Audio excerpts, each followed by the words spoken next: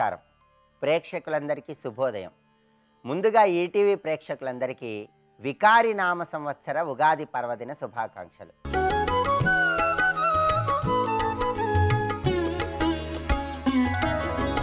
ఈరోజు ఉగాది పర్వదినం సందర్భంగా ఎటువంటి విధి విధానాలు పాటించాలో, తద్వారా ఎలాంటి ప్రయోజనాలు సిద్ధింపజేసుకోవచ్చో తెలుసుకుందాం.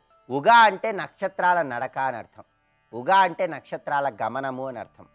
నక్షత్రాల గమనం ప్రారంభమయ్యి సృష్టి మొత్తం కూడా ప్రారంభమైన రోజు కాబట్టి దీన్ని ఉగాది అనే పేరుతో పిలుస్తారు. ఉగాది రోజు సంవత్సరం మొత్తం కూడా శుభ ఫలితాలు కలగాలంటే మనం ఏం చేయాలంటే, ఉదయం పూట చక్కగా స్నానం చేసి ఇంటి ముందు భాగంలో ఒక కర్రను పాతి పెట్టాలి. ఆ కర్రకి పసుపు కుంకుమలు అలంకరించాలి. ఆ కర్రకి ఒక నూతన వస్త్రాన్ని చుట్టాలి. ఆ కర్ర దగ్గర హారతి ఇవ్వాలి. దీన్నే బ్రహ్మధ్వజము అనే పేరుతో పిలుస్తారు. ఆ కర్రకున్న పేరు బ్రహ్మధ్వజము.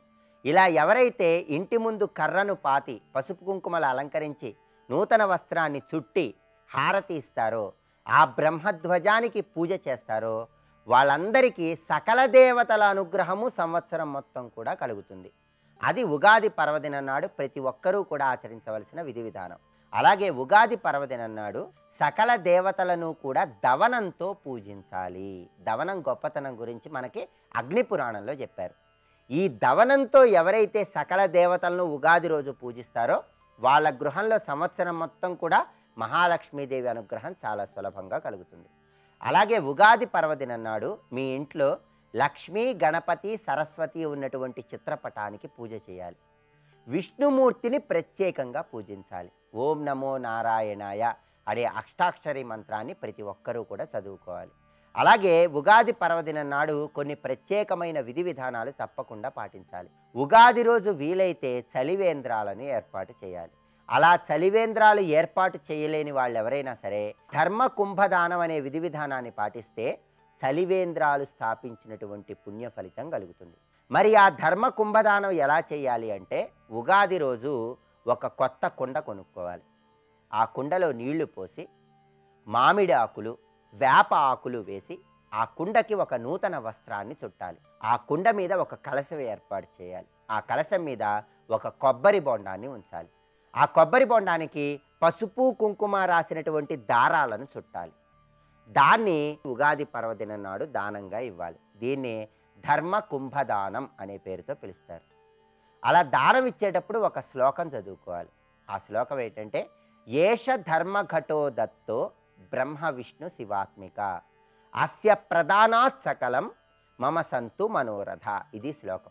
మరి ఏంటండి ఈ శ్లోకంలో ఉన్న అర్థం అంటే, ఏష ధర్మఘటో దత్తో బ్రహ్మ విష్ణు శివాత్మక. బ్రహ్మ, విష్ణువు, ఈశ్వరుడు ఈ ముగ్గురి స్వరూపమైనటువంటి ఏష ధర్మఘటో దత్తో ఈ కుండను నేను దానంగా ఇస్తున్నాను. మరి దానం ఇస్తే ఎలాంటి ఫలితం కలుగుతుంది?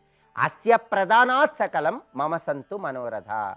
ఈ కుండను నేను దానంగా ఇవ్వటం ద్వారా నాకున్న సర్వ కోరికలు నెరవేరాలి అని ప్రార్థించడమే ఈ శ్లోకంలో ఉన్న అంతరార్థం. అలాగే ఉగాది రోజు పంచాంగ శ్రవణం చేయండి. ఇలా పంచాంగ శ్రవణం చేస్తే కూడా నవగ్రహ దోషాలను తొలగింపజేసుకొని సంవత్సరం మొత్తం గ్రహాల అనుగ్రహానికి ప్రతి ఒక్కరూ సులభంగా పాత్రలు కావచ్చు.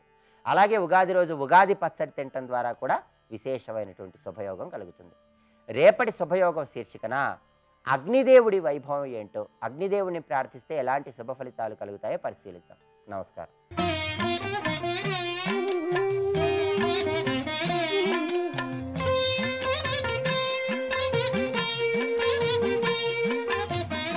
ఓం నమో నారాయణాయ. ఓం నమ శివాయ. శ్రీమాత్రే నమః.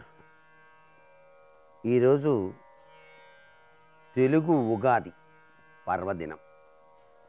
ఈటీవీ ప్రేక్షకులందరికీ కూడా వికారినామ సంవత్సర తెలుగు ఉగాది శుభాకాంక్షలు.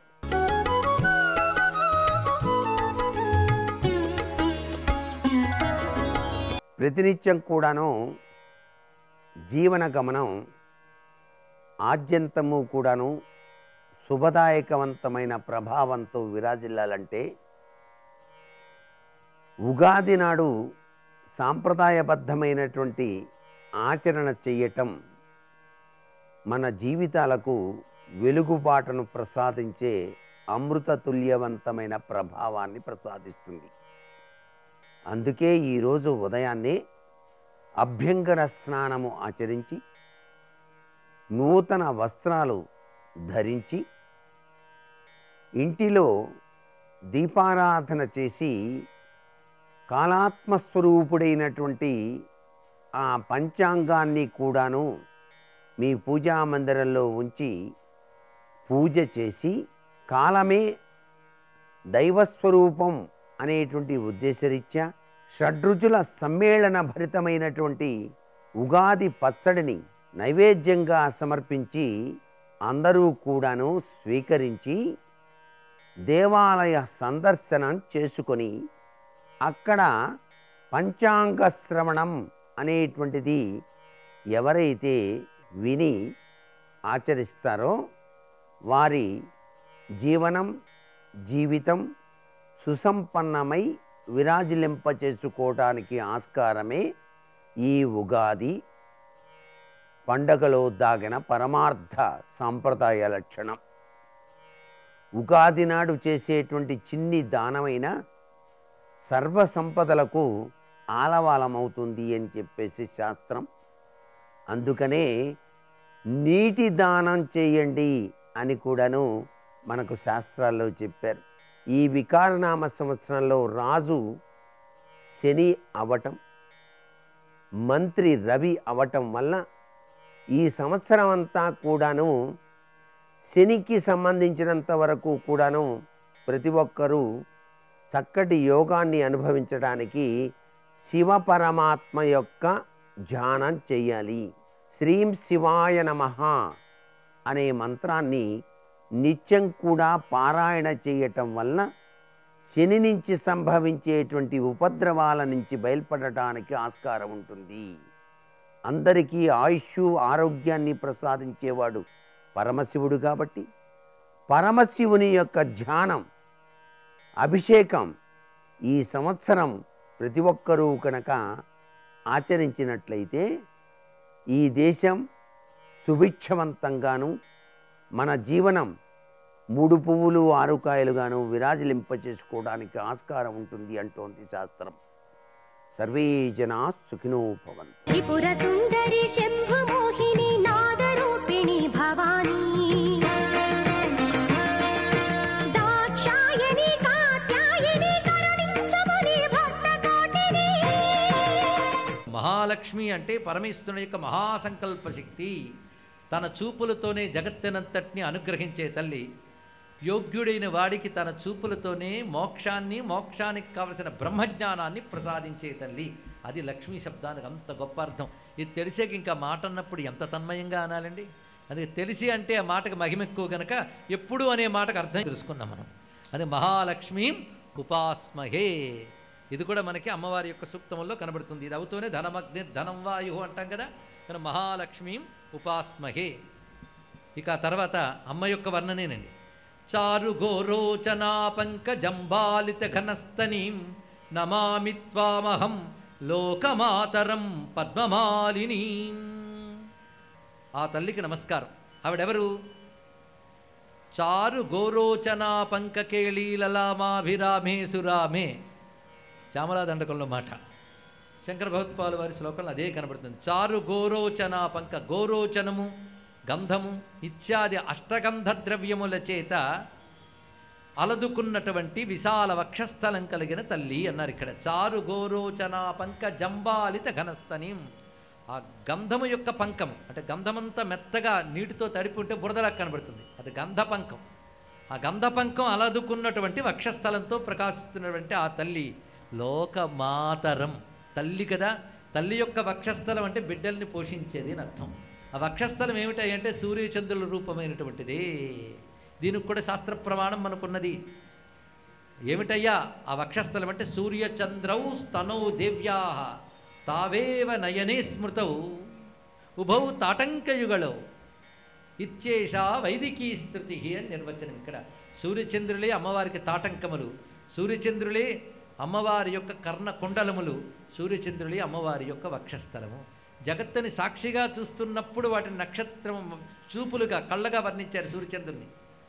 ప్రతి కర్మకి సాక్షిగా ఉంటూ అమ్మవారికి చేరవేసేటప్పుడు వాటిని కుండలములుగా వర్ణించారు. జగత్తుని పోషించే అమృతము సూర్యచంద్రుల నుంచే మనకు లభిస్తోంది కనుక సూర్యచంద్రుడు అనే వక్షస్థలంతో మనల్ని అందరినీ పోషిస్తున్నది విశ్వరూపిణి అమ్మవారు అనే స్ఫురణ ఇందులో మనకు కలగాలి. అందుకే వెంటనే లోకమాతరం అనే మాట ఇచ్చారు చూడండి. ఇక్కడ లోకమాతరం పద్మమాలినీం, మాతరం పద్మమాలినీం శ్రీ సూక్తంలో వాక్యం ఇక్కడ చెప్పబడింది. అంటే మళ్ళీ వేదవాక్యం అక్కడ మాతరం పద్మమాలిని. ఎవరికి మాత? లోకమాతరం పద్మమాలిని, సర్వలోకములకు తల్లి పద్మమాలిని. ఇది చాలా అద్భుతమైన మాట. పద్మముల మాలలన్నీ ధరించింది కనుక పద్మమాలిని. ఇది భౌతికార్థం. పద్మముల మాల, మాల అంటే ఒకదాని తర్వాత ఒకటి వరుసగా ఉంటూ ఒకదానితో ఒకటి అనుబంధం ఉంటే మాల అనాలి, అంతే కదండి. మాలలో ఉండే లక్షణం అది. ఒకదాని తర్వాత ఒకటి ఉంటుంది, ఒకదానితో ఒకటి అనుబంధం కలిగి ఉంటుంది. అలాంటి వరుసలో ఉంది ఆవిడ. ఈ వరుస ఎక్కడుందయ్యా అంటే మూలాధారం అనే పద్మం మొదలుకుని స్వాధిష్టాన మణిపూర అనాహత విశుద్ధ ఆజ్ఞ 6 చక్రాలు పైనుండి సహస్రాలు వరుసగా ఉన్నాయో లేదా? ఇది పద్మమాలిని అన్నారు ఇక్కడ. అందుకే శ్రియం వాసయమే కులే మాతరం పద్మమాలిని అనే మాటలో ఇందులో వసించి ప్రకాశించే బిసతంతు తనీయసి అయినటువంటి ఏ కుండలిని ఉందో ఆవిడే పద్మమాలిని అర్థం. ఇది చెప్పబడుతున్నది. అప్పుడు ఆ కుండలినికి అటు ఇటు ఉన్నటువంటివి ఇడా పింగళ నాడులు. ఇడా పింగళ చంద్రసూర్య సంబంధమైన నాడులు. ఆ సుషుమ్న నుంచి పొందినటువంటి ప్రాణశక్తిని ఇడా పింగళలు మనకి శరీరానికి అంతటికి ప్రసరింపజేస్తున్నాయి. ఇడా చంద్రనాడి, పింగళ సూర్యనాడి. ఈ ఇడా పింగళలే సూర్యచంద్రులు. ఇవే అటు ఇటు ఉన్న వక్షస్థల స్వరూపంగా దర్శింపజేస్తున్నారు. ఇది మొత్తం 3 నాడుల శక్తిని ధ్వనింపజేయడం ఇందులో ఉన్న భావం.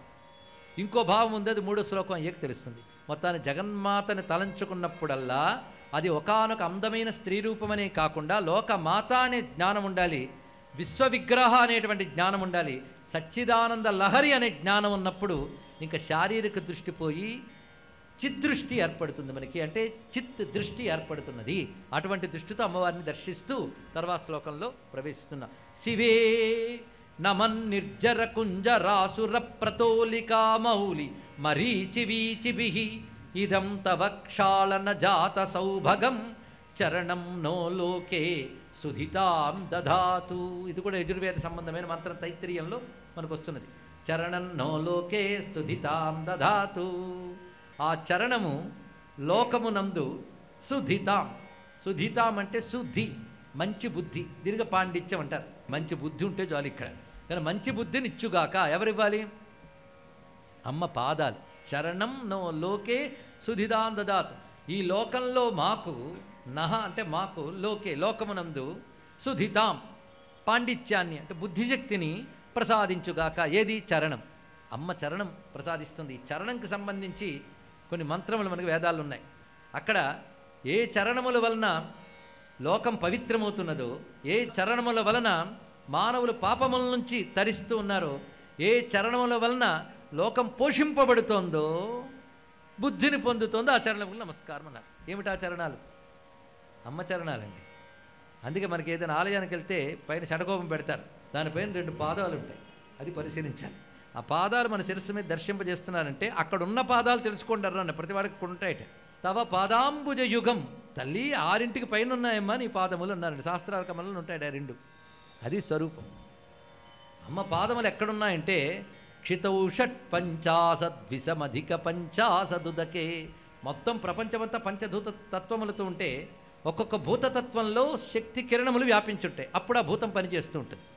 పంచభూతములు కూడా. కనుక పంచభూతముల శక్తి అమ్మవారు.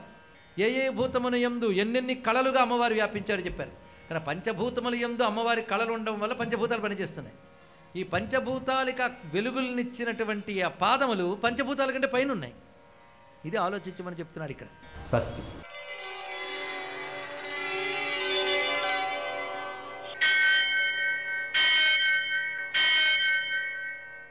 సహస్రశీరుషం దేవం విశ్వాక్షం విశ్వశంభువం విశ్వం నారాయణం దేవమక్షరం పరమం పదం విశ్వతః పరమాం నిత్యం విశ్వం నారాయణగుం హరిం విశ్వమేవేదం పురుషస్తద్విశ్వముపజీవతి పతిం విశ్వస్యాత్మేశ్వరగుం శాశ్వతగుం శివమచ్యుతం నారాయణం మహాజ్ఞేయం విశ్వాత్మానం పరాయణం. सूर्यशौर्यमथेन्दुरिन्द्रपदवी सन्मङ्गलं मङ्गलम् పద్మావతి ప్రణయలాలిత ముగ్ధదేహ శ్రీ వెంకటేశరుణమోచనమస్తు మహ్యం. నేటి కాలమాన విశిష్టాలను గమనిద్దాం. స్వస్తి శ్రీ చాంద్రమాన వికారినామ సంవత్సరం ఉత్తరాయణం వసంత ఋతువు చైత్రమాసం శుక్లపక్షం శనివారం. సూర్యోదయం 6 గంటల 10 నిమిషాలకు, సూర్యాస్తమయం 6 గంటల 26 నిమిషాలకు. తిథి పాడ్యమి. మధ్యాహ్నం 3 గంటల 20 నిమిషాల వరకు. నక్షత్రం రేవతి ఉదయం 7 గంటల 21 నిమిషాల వరకు. వర్జం తెల్లవారుజామున 4 గంటల 28 నిమిషాలకు ప్రారంభం. దుర్ముహూర్తం ఉదయం 6 గంటల 10 నిమిషాల నుంచి 7 గంటల 48 నిమిషాల వరకు. అమృతకాలం శేషంగా మిగిలినది ఉదయం 6 గంటల 29 నిమిషాల వరకు. మరల రాత్రి 1 గంట 6 నిమిషాల నుంచి 2 గంటల 47 నిమిషాల వరకు. రాహుకాలం శనివారం కాబట్టి ఉదయం 9 నుంచి 10:30 వరకు. అష్టకవర్గ రీత్యా శుభప్రదమైన సమయం ఉదయం 8 గంటలకి.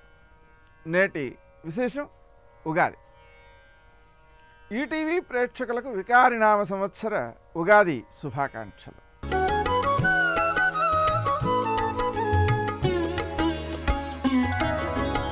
ఉగాది సందర్భంగా సూర్యోదయానికి ముందే స్నానం చేయడం, తర్వాత తలంటు పోసుకోవడం, అభ్యంగ స్నానం. ఆ తర్వాత ఉదయం 8 గంటలకు నూతన వస్త్రాభరణ ధారణకు శుభ సమయం, శుభముహూర్తం ఉంది. దాన్ని సద్వినియోగం చేసుకోవడం.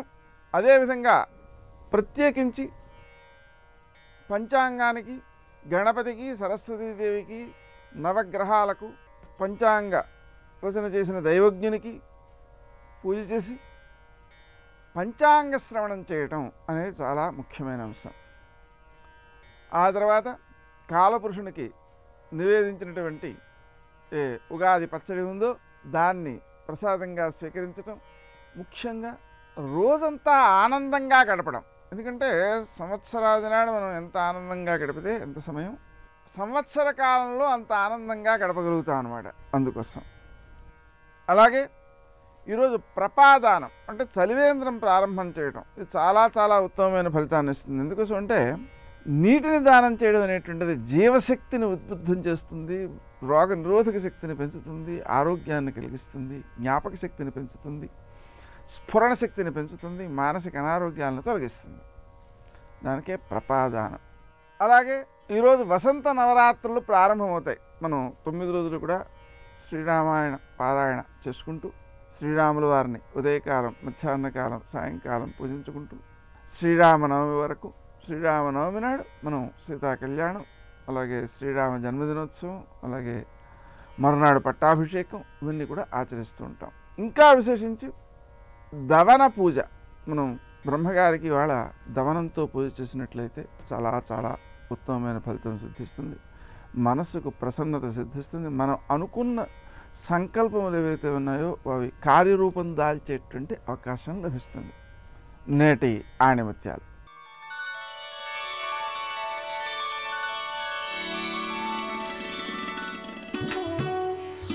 ఇతరులను ప్రేమించడం జ్ఞానం, ద్వేషించడం అజ్ఞానం.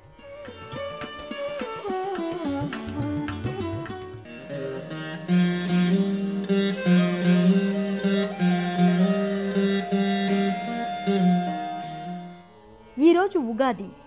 ఈ శుభ సందర్భాన్ని పురస్కరించుకుని ఈరోజు చిలుకూరులో కొలువైన శ్రీ బాలాజీ స్వామి వారిని ప్రేక్షకుల ముందుకు తెస్తోంది మీ ఆరాధన.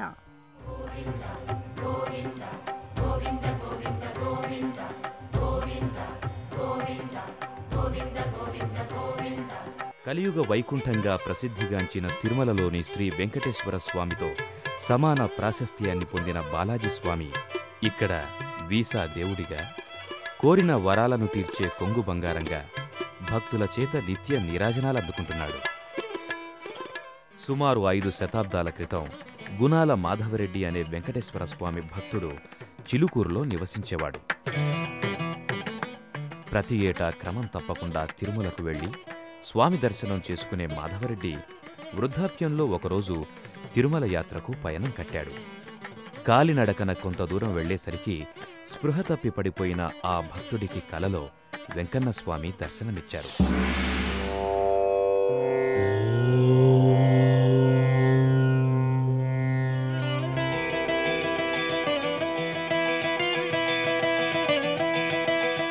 నాకోసం నీవు తిరుమలకు రానవసరం లేదు. పక్కనే ఉన్న ముళ్ల పొదలో ఒక పుట్ట ఉంది.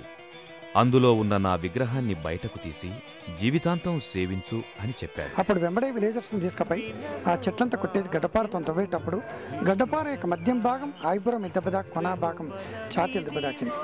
ఒకరికి ఆవేశంలో ఇచ్చారు, తవ్వే అవసరం లేదు, పాలు పోస్తే కరిగి వస్తాయని చెప్పారు. ఆ కాలం సమృద్ధిగా పాలుండే, పాలు పోసారు, కరిగొచ్చారు, అక్కడనే స్థాపితం చేశారు. పాలతో పుట్టను కరిగించాడు. పుట్ట కరిగిపోయి ఏకశిలలో వెంకటేశ్వరుడు, అలివేలు మంగమ్మ, పద్మావతి విగ్రహం కనిపించింది. అదే చోట మాధవరెడ్డి గుడి నిర్మించి పూజలు నిర్వహించాడు. ఇక్కడ కొలువై ఉన్న బాలాజీ స్వామికి తిరుమలలో మల్లే కాకుండా 4 చేతులుంటాయి. జగన్మాతలు శ్రీదేవి, భూదేవిలు ఇక్కడ వారిద్దరూ ఒకటే శిలలో ఒక పక్కన ఉండడం విశేషం. ఇక్కడ స్వామివారికి 3 చేతులలో పద్మం, 1 చేతిలో శరణాయతత్వం ఉంటాయి. ఇక్కడ అమ్మవారిని రాజ్యలక్ష్మి అమ్మవారిని పిలుస్తారు. ఇతర పుణ్యక్షేత్రాలలోని ఆలయాలకు మల్లే కాకుండా ఇక్కడున్న ఆలయంలో నిర్వహిస్తున్న ఏర్పాట్లన్నీ వైవిధ్యంగా ఉన్నాయి. ఇక్కడ విఐపీలకు ప్రత్యేకమైన ఏర్పాట్లు లేవు. ఆలయంలో హుండీ లేదు, ఆర్జితం టికెట్లు లేవు. ఎంతటి వారైనా ఇక్కడ సామాన్యులతో పాటు వరుసలో నిలబడి స్వామిని దర్శించుకోవలసిందే. ఇతర దేవాలయాలకు మల్లే కాకుండా చిలుకూరులో స్వామిని దర్శించుకునే పద్ధతి భిన్నంగా ఉంది. ఇక్కడ బాలాజీ స్వామిని కళ్ళు మూసుకోకుండానే దర్శించుకోవటం విశేషం. అదే ఇక్కడ సంప్రదాయంగా వస్తోంది. స్వామి కళ్ల ముందే ఉండగా కళ్ళెందుకు మూసుకోవడమని ఈ సంప్రదాయంలో దాగిన ఆంతర్యంగా చెబుతారు. ఈ మందిర సాంప్రదాయం ప్రకారం 11 ప్రదక్షిణాలు చేసిన తర్వాత స్వామివారిని మనసులో కోరిక కోరుకుని, కోరిక నెరవేరిన తర్వాత పునర్దర్శనానికి వచ్చి 108 ప్రదక్షిణాలు చేసి స్వామివారికి భక్తులు కృతజ్ఞతలు తెలియజేసుకుంటారు. గోవింద గోవింద శ్రీ వెంకటేశాయ నమః అంటూ స్మరించి ప్రదక్షిణలు చేసే ప్రతి భక్తుడు అవ్యాజమైన భక్తికి, అచంచలమైన విశ్వాసానికి ప్రతీకలా కనిపిస్తాడు. స్వామివారి ఏ పేరు స్మరిస్తే ఆ అవసరం తీరుతుంది అని ముందు నుంచి మేము చెప్పేవాళ్ళం. వ్యక్తిగతంగా మేము భక్తులకి చెప్పేటటువంటి చిన్న చిన్న శ్లోకాలు, ఉదాహరణకి వ్యాపారం సరిగ్గా జరగాలి అని కిరాణా షాప్ నుంచి పెద్ద బిజినెస్ పెట్టేవాళ్ళు మమ్మల్ని అడుగుతారు. మేమంటాం ఓం వషట్కారాయ నమః అనే ఈ పేరు స్మరించుకోండి అని చెప్తాం. వాళ్ళు క్యాష్ కౌంటర్ ఎదురుగా రాసి పెట్టుకుంటారు. వాళ్ళ వ్యాపారం సరిగ్గా జరగడం, వీసా రావడానికి కూడా ఇదే మంత్రాన్ని స్మరిస్తారు. అలాగే అనారోగ్యం దూరం కావాలి, ఎటువంటి అనారోగ్యకరమైనటువంటి ఇబ్బందులు లేకుండా భక్తులు ఉండాలి, దానికోసం ఓం భూత భావనాయ నమః అనే ఒక శ్లోకం చెప్తాం. ఇదన్నీ విష్ణు సహస్రనామంలోని పేర్లు. ఇలా ఉదాహరణకి ఎన్నో స్వామివారి పేర్లు స్మరిస్తే చాలు మనకి మంచి లాభం కలుగుతుంది అని చిలుకూరు చెప్పేస్తామండి. రాముడు రాఘవుడు రవికులుడితడు, భూమి జగ్గుపతి అయిన పురుష నిధానము. రాముడు రాఘవుడు రవికులుడితడు. ప్రియాతు సీతా రామస్య దారాహ పితృకృతా ఇతి గుణాద్రూపా గుణాఛాపి ప్రీతిర్భూయోభ్యవర్ధత అంటారు మహర్షి. రామచంద్రమూర్తికి సీతమ్మ తల్లి మీద విశేషమైనటువంటి ప్రేమతో ప్రారంభం. ఎందుకు రామచంద్రమూర్తికి సీతమ్మ తల్లి అంటే ప్రేమ అంటే, ప్రియాతు సీతా రామస్య దారాహ పితృకృతా ఇతి, నా తండ్రి గారైనటువంటి దశరథ మహారాజు గారు నిర్ణయం చేశాడు ఈమె నాకు భార్యగా ఉండాలి అని.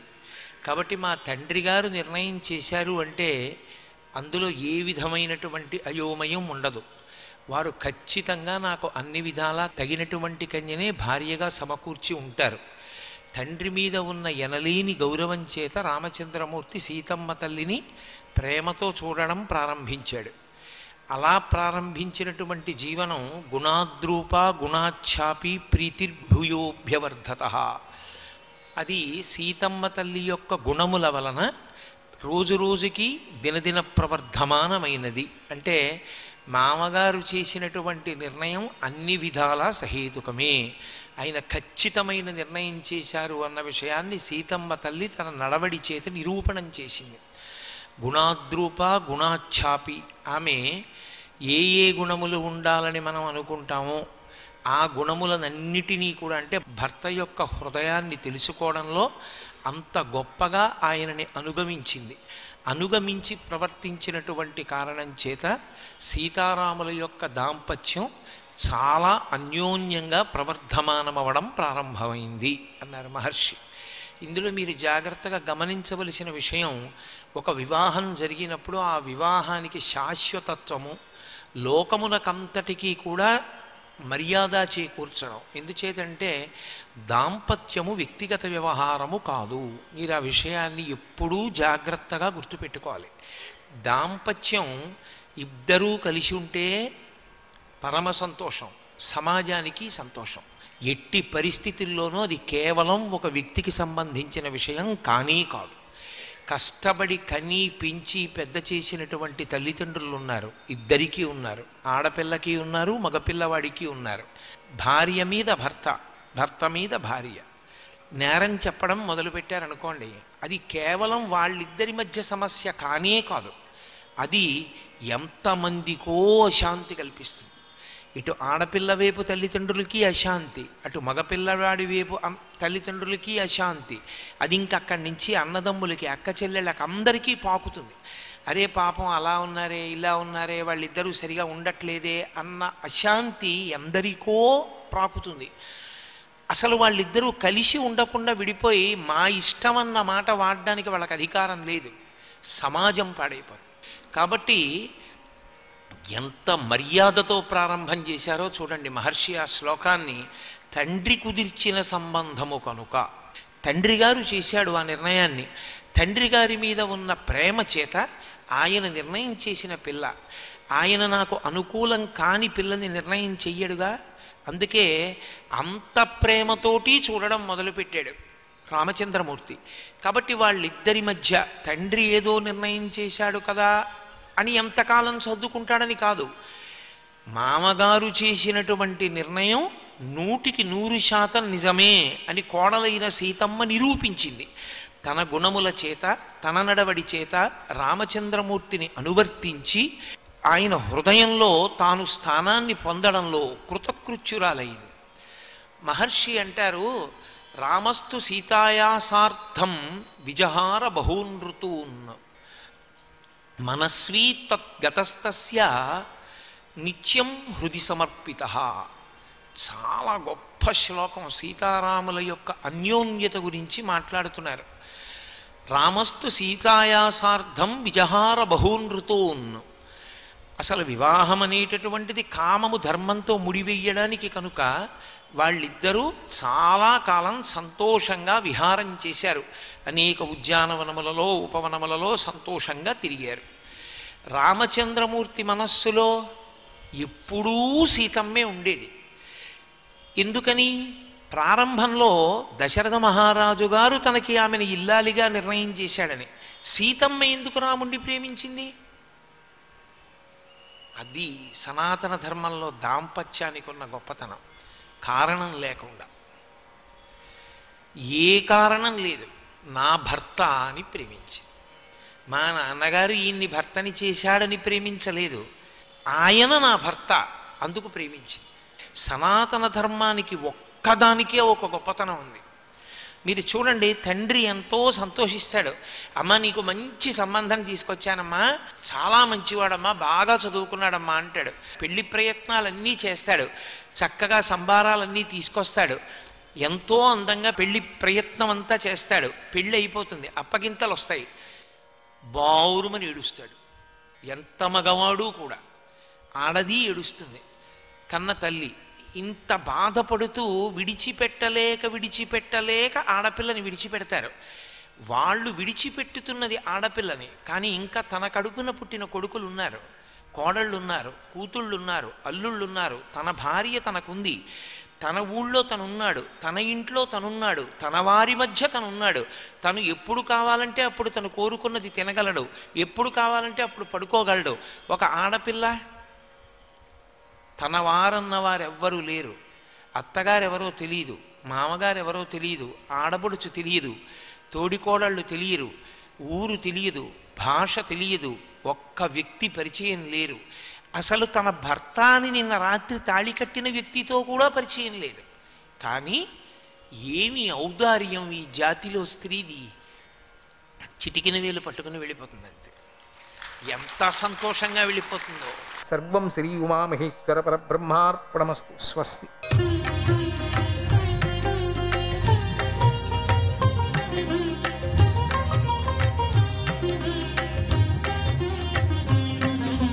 శ్రీ మహాగణపతే నమః. శ్రీ సరస్వత్యే నమః. శ్రీపాదవల్లభ నరసింహ సరస్వతి.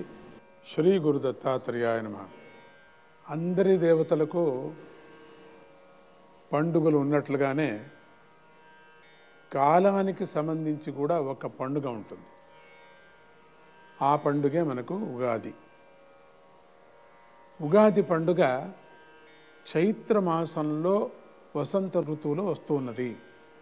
ఋతూనాం కుసుమాకరః, ఋతువులలో వసంత ఋతువును నేనే అన్నాడు శ్రీకృష్ణ పరమాత్మ భాగవతంలో. అందమైన వసంత ఋతువుల్లో ప్రకృతి చైతన్యవంతంగా ఉంటుంది, శోభాయమానంగా కూడా ఉంటుంది, సకల జీవరాశులు సంతోషంగా ఉంటాయి. ఇలా అందరూ అన్నీ సంతోషంగా ఉన్న సమయంలో తొలి మాసంలో, తొలి ఋతువుల్లో, తొలి పక్షంలో, తొలి తిథిలో ఉగాది పండుగ ఆవిర్భవించింది. బ్రహ్మదేవుడు ఈ విశేషాన్ని గమనించాడు. కాలగణన ప్రారంభమయ్యే ఈ తొలి రోజునే, ఈ శుభ సందర్భంలోనే సృష్టిని ప్రారంభించాడు. నాటి నుండి ఉగాది పండుగ మన పండుగలలో తొలి పండుగ ఆచరించబడుతూ ఉన్నది. నిజానికి కాలపురుషుడైన భగవంతుడు మనలను అనుగ్రహించటం కోసమే ఉగాది పండుగను ఏర్పరిచాడు. చేసిన తప్పులు తిద్దుకోవటానికి, తప్పుదారిలో నడవకుండా ఉండటానికి, భవిష్యత్తులో తప్పులు చేయకుండా ఉండటానికి ఈ ఉగాది పండుగను అనుగ్రహించాడు. ఈ రోజున కాలపురుషుడు అనుగ్రహించిన ఫలాలను తెలుసుకోవటం ద్వారా కాలం యొక్క తీరు తెన్నులు మనకు బాగా తెలుస్తున్నాయి. ఏ సమయంలో ఏవి చేయాలో, ఏవి చేయకూడదో తెలుస్తున్నాయి. శుభాశుభాలు తెలుస్తాయి. ఇలా కాల నియమాలను ఆచరిస్తూ కాలం విలువ తెలుసుకొని నడుచుకునేవాడికి ఎదురే ఉండదు కదా. ఇక వాడి జీవితం సుఖంగా సాగుతుంది కదా. ఇక ఆదాయ వ్యయాల గురించి మనం తెలుసుకుందాం. చాలామందికి అదే యోచన, ఆదాయం ఏమిటి, వ్యయాలు ఏమిటి, ఇదే యోచన చేస్తూ ఉంటాడు. ఉగాది వచ్చిందంటే ఉగాది పండుగ విశేషం తెలుసుకోకుండా ప్రారంభంలో నాకెంత వస్తుంది, నాకెంత ఖర్చు అవుతుంది, ఇది తెలుసుకుంటాడు. ఇదొక రీతి మనిషికి. జీవితంలో ఎదురయ్యే ఆటుపోటులను, ఒడిదొడుకులను సమర్థవంతంగా ఎదుర్కొంటాడు. తెలుసుకుంటే, ఆదాయాలు వ్యయాలు తెలుసుకుంటే మంచివాడు నిజమైనటువంటి జీవితాన్ని బాగా గడపడానికి మంచి ఒక బడ్జెట్ వేసుకుంటాడు. కాలం మీద గమనిక గలవాడు ఒక ప్రణాళిక ప్రకారంగాను పద్ధతి కాను నడిచి సమర్థుడవుతాడు, కార్యదక్షుడవుతాడు, ఎన్నో ప్రయోజనాలను సాధిస్తాడు కూడా, లక్ష్య సాధకుడవుతాడు. కాలం విలువ తెలిసినటువంటి వాడు కాలం మీద గమనిక లేకుండా, అంటే విలువ ఎవరికి తెలియదో వాళ్ళకి మాత్రం చెబుతున్నాను అన్నమాట. వాళ్ళకి కాలం మీద గమనిక లేకుండా, ప్రణాళిక లేకుండా నడిచిన వాడు మాత్రం అసమర్థుడవుతాడు. కాలం విలువ తెలియనటువంటి వాడు, బడ్జెట్ సరిగా లేనటువంటి వాడు, అంటే ప్రణాళికలు సరి అయినటువంటి కార్యక్రమాన్ని వేసుకోకపోతే జీవితం అంతా ఒడిదొడుకులైపోతుంది. ప్రతి సంవత్సరం వేసుకోవాలా, ఈ సంవత్సరం నేను ఏం చేయాలా, కిందటి సంవత్సరం ఏం చేశా, ఎంతవరకు నాకు లాభమైంది లేక నష్టమైంది, మనకి ఏది కలిసి వచ్చింది, ఇవన్నీ మనం చూసుకోవాలి. కనుక ఉగాది పండుగ తెలిపే కాల నియమావళి ఏముందో ఆ నియమావళి ప్రకారంగా ప్రతి ఒక్కరూ తెలుసుకోవాలి. కాలపురుషుడు చెప్పినట్లుగా నడుచుకోవాలి. ఎందుకంటే ప్రతి మనిషికి తన పనులు నెరవేరాలనే ఆశ ఉంటుంది కదా. ఏ ఏడాది పంటలు బాగా పండాలి, రైతన్నులు ఆశిస్తూ ఉంటారు. ఈ ఏడాది మనకు బాగా పండాలి, ఈ ఏడాది పండాలి ప్రతి ఒక్కరు కూడా. ఏ కష్ట నష్టాలు రాకుండా ఈ సంవత్సరం అంతా లాభసాటిగా ఉండాలని అన్ని రంగాల వారు కోరుకుంటూ ఉంటారు. సహజమే కదా. కనుక అందరూ కూడా భగవంతుడు ప్రసాదించిన కాలతత్వాన్ని పంచాంగం ద్వారా తెలుసుకొని నడుచుకోవాలి. అందుకని పంచాంగ పఠనం వినాలి, మనం శ్రవణం చేయాలి. మనం కాలపురుషుడు మన భవిష్యత్తును, మంచి చెడులను పంచాంగంలో పెట్టాడు. కనుక పంచాంగాన్ని ఆధారంగా చేసుకొని పంచాంగాన్ని పట్టుకొని నడవటం వల్ల మనిషి విఘ్నాలను అధిగమిస్తాడు, విజయం సాధిస్తాడు. మన మీద అపార దయతో కాలపురుషుడు ఇలా మనకు ఉగాది పండుగ రూపంలో గొప్ప ఉపకారాన్ని కూడా చేశాడు. అంతేకాకుండా షడ్రుచులతో కూడినటువంటివి ఉగాది పచ్చడి ద్వారా కూడా అరిషడ్ వర్గాలను జయించాలనేటువంటి సూచించాడు కూడా. అమృతం కావాలని కోరుకున్నప్పుడు ముందుగా విషం పుట్టింది, దాన్ని సంతోషంగా గ్రహించి తర్వాత అమృతం పుట్టింది కదా. అలాగే వజ్రాలు కావాలనుకున్నప్పుడు గనిలో ముందుగా బొగ్గులు తీస్తారు కదా, దాన్ని గ్రహించిన తర్వాతే వజ్రాలు లభిస్తాయి. ముత్యాలు కావాలనుకున్నవాడు ముందుగా సముద్రంలో జల జంతువులను ఎదిరించవలసి వస్తుంది, ఆ తర్వాతే ముత్యాలు కూడా దొరుకుతాయి. అలాగే సుఖం కావాలనుకున్నప్పుడు ముందుగా లభించే దుఃఖాన్ని కూడా భరించాలి, కష్టాన్ని అనుభవించాలి, ఆ తర్వాతే సుఖం లభిస్తుందని మనకి ఉగాది పండుగ బాగా మనకు బోధిస్తుంది. కాల నియమావళిని పద్ధతిగాను శ్రద్ధగాను ఆచరించటం చేత కష్టం యొక్క తీవ్రత ఉపశమిస్తుంది అని కూడా ఉగాది పండుగ ఉపదేశిస్తూ ఉన్నది. ఇలా సమబుద్ధిని, సమతౌల్యాన్ని అనుగ్రహించి మనిషిని ధైర్యవంతుణ్ణి చేసి విజయాన్ని అందించే ఈ ఉగాది పండుగను శ్రద్ధగా ఆచరించండి. కాలపురుషుడు ఏర్పాటు చేసిన నియమాలను పాటించండి. ఎలాంటి అశుభాలు కలగవు, మనకు విఘ్నాలు అధిగమించే శక్తి మీకు లభిస్తుంది. రాజు శని, మంత్రి రవి, సేనాధిపతి శని, సస్యాధిపతి కుజుడు, ధాన్యాధిపతి చంద్రుడు, అర్ఘ్యాధిపతి శని, మేఘాధిపతి శని, రసాధిపతి శుక్రుడు, నీరసాధిపతి కుజుడు. వీళ్ళంతా నవనాయకులుగా ఉన్నారు. ఈ నవనాయకుల్లో 5 శుభులు, శుభాన్ని కోరేటువంటి వాళ్ళు ప్రపంచానికి, 4 పాపులు ఉన్నారు. కనుక వికారినామ సంవత్సరంలో అన్ని రంగాల వారికి ఫలాలు మిశ్రమంగా ఉంటున్నాయి. కాలపురుషుడు అనుగ్రహంతో అందరికీ శుభం కలుగుగాక అని ఆశీర్వదిస్తూ, కొత్త చిగుళ్ళకు స్వాగతం, కొత్త ఉగాదికి స్వాగతం, కొత్త చిగుళ్ళకు స్వాగతం, కొత్త యుగాదికి స్వాగతం, కొత్త చిగుళ్ళకు స్వాగతం, కొత్త ఉగాదికి స్వాగతం, కొత్త చిగుళ్ళకు స్వాగతం, కొత్త ఉగాదికి స్వాగతం. పల్లె సీమలో పూతల పందెము పల్లె సీమలో పూతల పందెము పల్లె సీమలో పూతల పందెము పల్లె సీమలో పూతల పందెము పెంచే పికమ స్వాగతం పెంచే పికమా స్వాగతం పెంచే పికమ స్వాగతం పెంచే పికమా స్వాగతం పట్టణ వీధులు చివరల బెరుకుగా పట్టణ వీధుల చివరల బెరుకుగా పట్టణ వీధుల చివరల బెరుకుగా పట్టణ వీధుల చివరల బెరుకుగా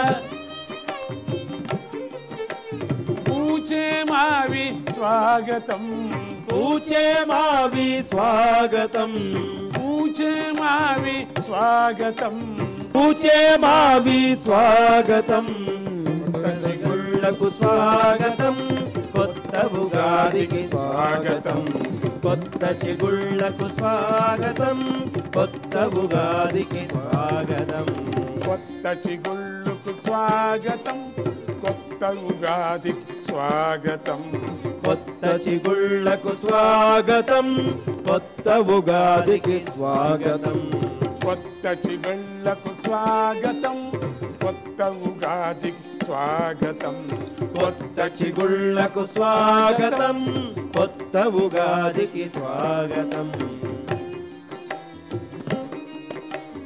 వికారమెరుగని ఉగాదికి వికారమెరుగని ఉగాదికి వికారమెరుగని ఉగాదికి వికారమెరుగని ఉగాదికి వికారి ఉన్నది పై పేరు వికారి అన్నది పై పేరు వికారి అన్నది పై పేరు వికారి అన్నది పై పేరు లోపల దత్తు సిరిగలదు లోపల దత్తుని సిరిగలదు లోపల దత్తు సిరిగలదు లోపల దత్తుని సిరిగలదు సచ్చిదానందపు వెలగలదు సచ్చిదానందపు వెలగలదు సచ్చిదానందపు వెలగలదు సచ్చిదానందపు వెలగలదు కొత్త చిగుళ్లకు స్వాగతం కొత్త ఉగాదికి స్వాగతం కొత్త చిగుళ్ళకు స్వాగతం కొత్త ఉగాదికి స్వాగతం కొత్త చిగుళ్ళకు స్వాగతం కొత్త ఉగాదికి స్వాగతం కొత్త చిగుళ్లకు స్వాగతం కొత్త ఉగాదికి స్వాగతం స్వాగతం స్వాగతం స్వాగతం స్వాగతం కొత్త చిగుళ్ళకు స్వాగతం కొత్త ఉగాదికి స్వాగతం